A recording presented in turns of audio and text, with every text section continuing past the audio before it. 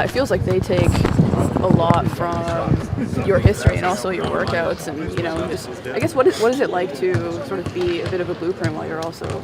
I wouldn't call myself a blueprint. I feel like those guys watch a multitude of players to improve their game. Those guys got their own approach to the game, creativity to the game. So I wouldn't say I'm the blueprint. I think those guys just love basketball, and they was gonna always be able to figure it out.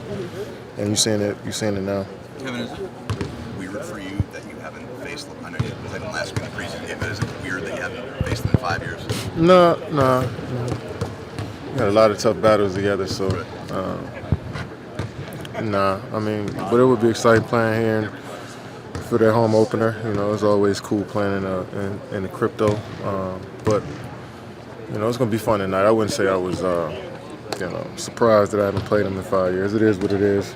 How do you, I don't know, not necessarily reflect on the matchups, but just like, obviously for basketball fans, what you mean to the game and what LeBron means to the game. So for the two of you to be on the court together after not doing it for so long, do you think people recognize that?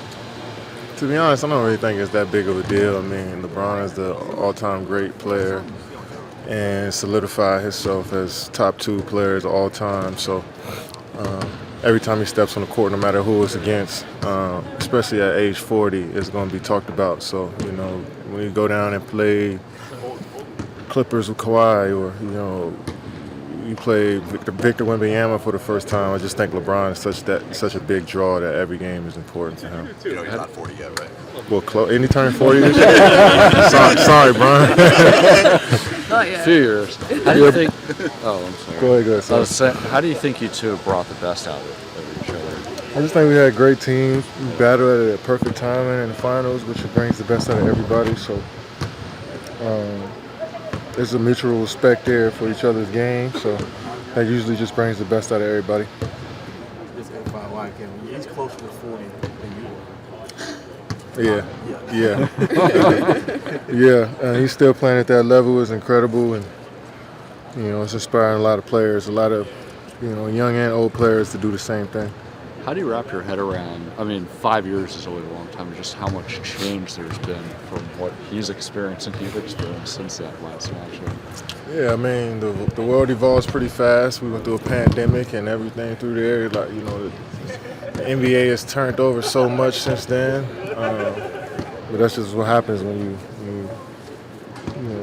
go past 5 years in the timeline. So, I'm grateful for this moment tonight, and I know everybody's gonna be tuned in watching. Kevin, it's not ideal to start the season with guys down, but the challenge is maybe the depth that you guys have. Is that a way to approach it? Yeah, next man up mentality. We hope for Book and Brad to get back as soon as possible. We're gonna try to hold down the fort for them, and we know how special and important those players are to what we're trying to do every day. So, but it's on us to come through and step up as best as we can and try to get this W. Kevin, you a couple of years ago put Hakeem Olajuwon on your starting 5, all-time starting 5.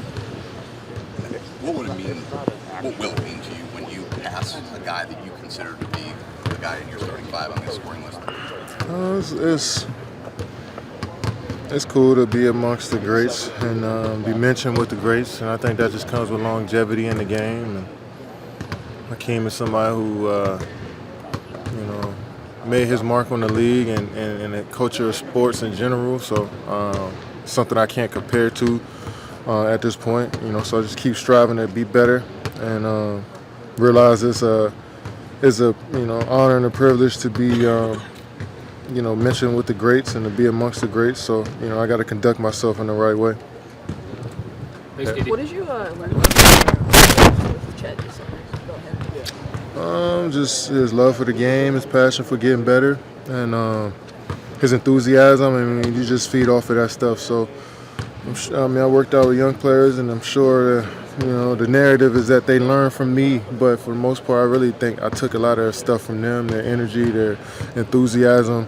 That fed me more than anything. So I was grateful to be, amongst that young energy in the league, and they're just so open to let me be in the gym with them as an old dude. So it's cool being around the younger generation. Yeah. Was it something? Was it about his energy, or is there also just something too? There's a number of guys in the league, but also him. He's so tall. You have had a kind of unblockable shot for a long time. Is that changing? Yeah, I mean, we all just try to take stuff from one another. I mean, regardless who else is in the gym, we try to, bounce ideas off of each other to get better. We worked out with a lot of guys this summer. Me and Chet did play pickup with a lot of guys, and there's questions we asked each other about different approaches to the game. So that brotherhood, outside of the regular season and what we're doing this summer and trying to get better, that's the cool part about the NBA.